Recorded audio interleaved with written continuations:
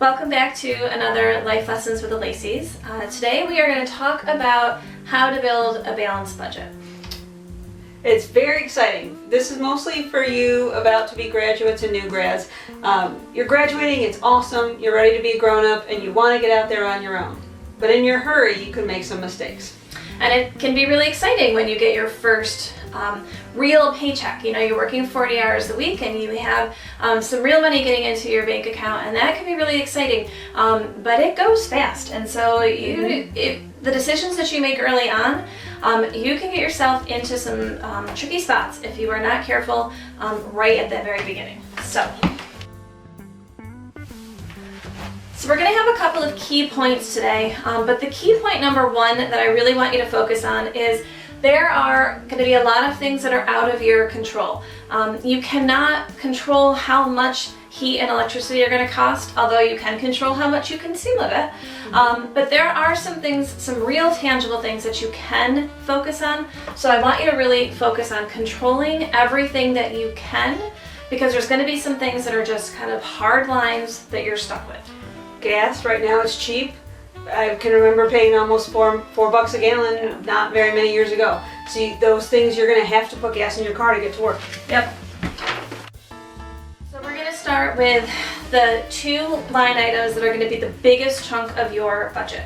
Where are you going to live and what are you driving? Unless you're living in a city, you know, where you can rely on public transportation, most of our friends are going to have to rely on their own car in some shape or form. So we're going to talk about how do we harness that, how do we make those expenses that you can control. It might not be a new car, friends. It's not going to be a new car. This is not how great is it. Does it have four wheels? Is it safe? And does it get you where you need to go? That's the thing you're looking for. Legit grown-ups. You've bought a new car once. I don't think I have ever bought a we brand bought new one car. together, but it was the test drive model, so they knocked $1,000 off. The Sportage was new. Yeah. But it was the test drive model, so they took an extra. You're not $1,000 buying a new car. You're not getting a new car. Okay, friends. let's just get that out of the way right now. It's not happening. More good news to come, and off we go. All right, let's get to it. So we are going to presume this entire conversation as a person who is making $12 an hour and working full-time, which is ever so slightly above minimum wage. So it's about $480 in gross income, but that's not what you have come home. You're really talking about $400 a month take-home pay. So we're going to use $1612 as our monthly income. Okay, from here on out. Not as much as you think it is, friends. We're going to show you just how this breaks down. It is not. So the odds are really good you're going to be talking about renting and not buying when you are a brand new person. So the very first question to talk about is, can you afford to live alone? And Yeah, no, you can't. spoiler alert. But let's compare. So in Central New York, the average rent for a one-bedroom apartment is about $700 a month. And then you've got to have some heat and electric. We're going to presume you have found a good rent deal and your water's included. So $120 or so in utilities. You're going to need some internet. And This is actually a fantastic deal, friends. $700 a month is on the cheap side here, Yep. I think. But we are going to presume no cable, okay? So we're going to say we're just going to Netflix and Hulu, which means you have a grand total of $900 to live by yourself. Now, let's compare what that would look like, though, if you found yourself a roommate. So a two-bedroom apartment, $900 a month. So yes, more money, but you're going to split these costs. $120, still all the same. Now you're talking your share, only $550 a month. So that's going to make a real difference when we're talking about your overall after money left over after you're done with your housing. Assuming you'll find someone to live with you don't want to kill. You're going to do that. We're going to We're going to find a good person. We're going to find a good buddy. Somebody who does their own dishes, puts the toilet seat down, you know, all the things that matter. But it's like a lot of money. Okay? It is a lot of money. It's a lot of money. We need to find a friend. Okay. So we have found a friend. Awesome. Good plan. So we got to talk about cars, but before we do that, like, you're going to need a cell phone. It's just reality. So I want to talk a second about where you are getting your cell phone coverage. Because we like those name brand people. We do. We were fans of name brand people for a long time, and we spent a lot of money with our name brand people. And so we broke up with our name brand person a couple of years ago, and we are now on a prepaid. I put my credit card in. It goes every month automatically. I don't even think about it. Yep. And we're spending half the amount of money. I'm spending for my 3 lines what a lot of my friends are spending on one single line. Well, and don't forget your phones, friends. Everybody wants the brand new phone that just came out 6 months ago that's $1,500. No. I've had the same cell phone for 3 years now, and it's okay. I'm going to have it for another freaking year because cell phones are expensive, and mine works just fine. So I'm not buying the newest, fanciest one every time it rolls out. Like I said, we're just good news. This whole thing is just sunshine and roses. We'll give you ice cream at the end. It'll be fine. So listen, you got to control what you can. And so I really want you to consider just break up with your name brand people. Our off-brand carrier runs on the same lines as your name brand friends, and we are paying a fraction of the price. So really think about that.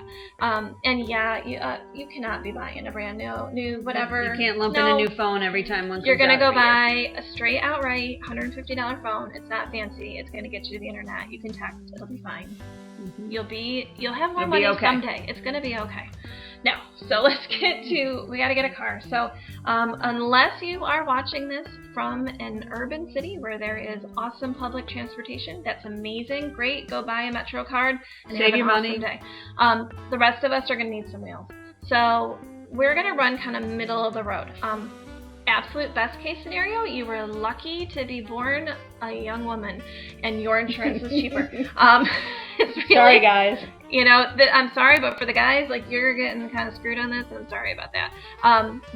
Truly, the best case scenario in this conversation is that somebody out there loves you a lot and keeps you on their insurance as long as you can, because that really will have your insurance by half. If you can get your mom or dad to keep you on theirs and just pay them the difference in what it costs their policy, that's half what you're paying on your own. That would be a good thing. But let's just assume that's just not a thing. Okay, you don't have that as an option. You need to do your own insurance. Okay, so your most economical option to insure a car is something that's a mid-size car. We'll talk a little bit more about why that is in a second. But you want something in the mid-size. So you are a 20-something young man. You have not had any accidents. Liability only will run you about $200. If you have a car loan, you're going to have comprehensive, and that will double your insurance. You'll spend up to $400. So we're going to talk more about that in a second too. But $200 for insurance. So that leaves us, if you are trying to live by yourself, a little less than $500 a month left over. And if you have a roommate, a bit more than $800. It means still no gas in your car, friends. No Cheerios. No ice cream, no pizzas. There's been no fun. You haven't driven through McDonald's yet. Okay, nothing good has happened. But we've insured a car. Hoo-ha.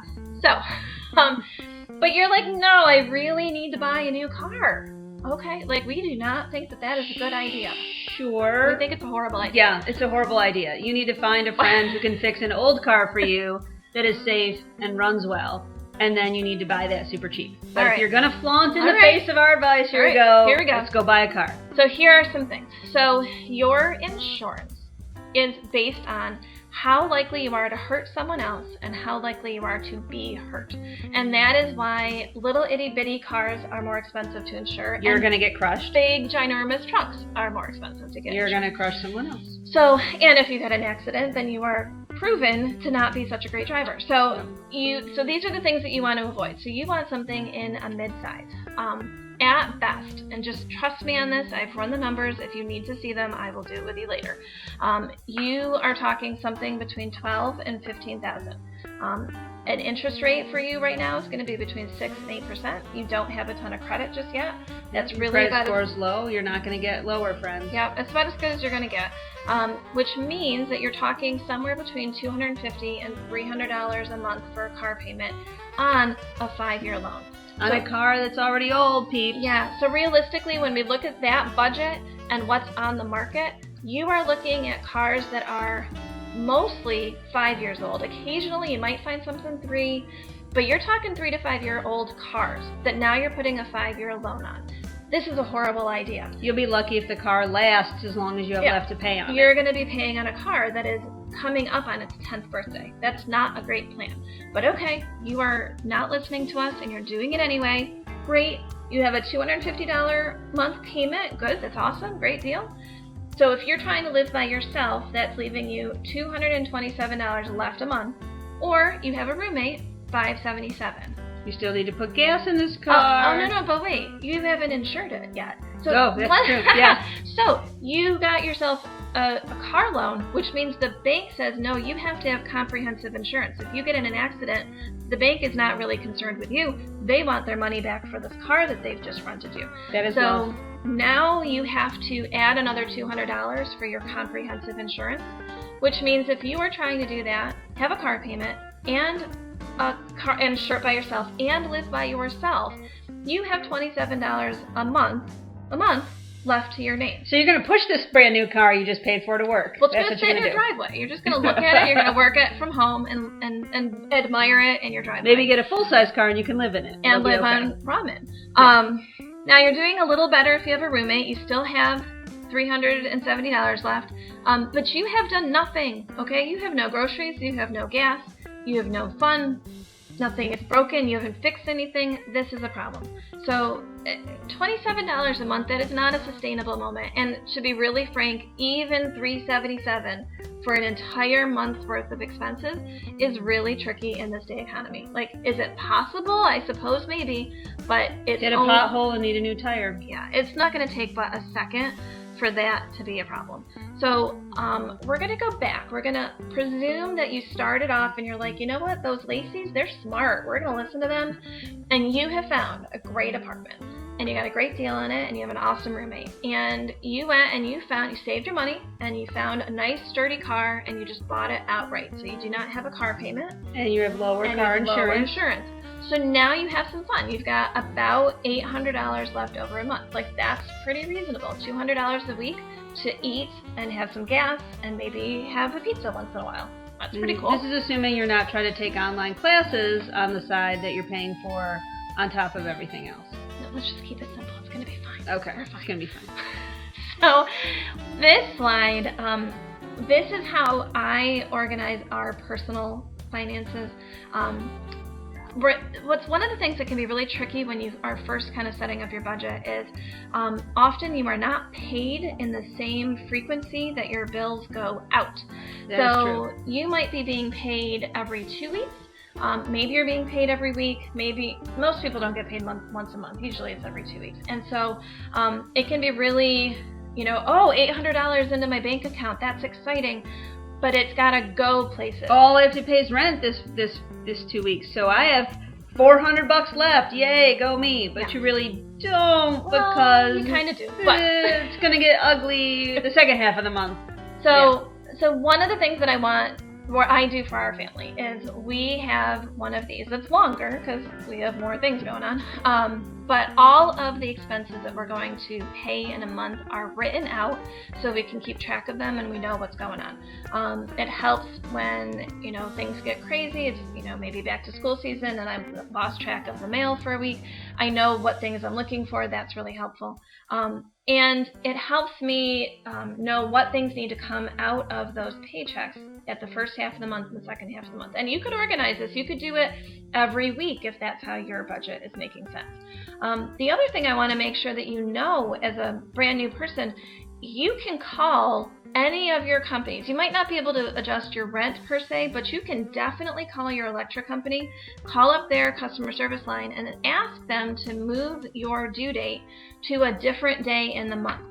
So if you write down all your due dates and you write down all your expenses and you find everything is lumped on the 1st and the 3rd and the 5th, and you have like $900 due at the first half of the month and nothing due at the end, you can actually call them and have them move that.